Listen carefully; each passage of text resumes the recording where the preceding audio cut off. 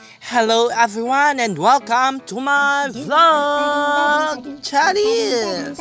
Nandito na po sa inyong harapan ang diwata na mukhang kawatan. So for today's video guys, ay mahalaga tayong ipapakita sa inyo upang malaman ang kaganapan. Charis! Ngayon ay maipapakita ako sa inyo na hayop like kagaya mo, Charil. At ayan na guys, may paniki akong nakita na pilakani na siya.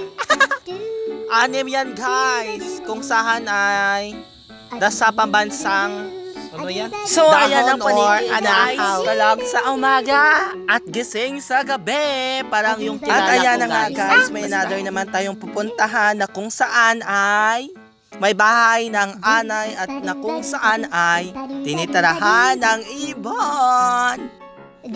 At ayan na nga guys, yung bahay ng anay ay may butas. So soon ay tirahan na ng ibon. At dito lang po yan sa aming farm na kung saan ay magandang views at walang chismosa. Oh, diba guys, ang laki na niya. Oh, At ngayon nga guys ay another naman tayong pupuntahan na mas maganda kagaya ng mukha ko. Hala guys, bakit may dragon? At dito lang po yan matatagpuan ang dragon sa aming farm. Mayroon kayong ganyan? Wala.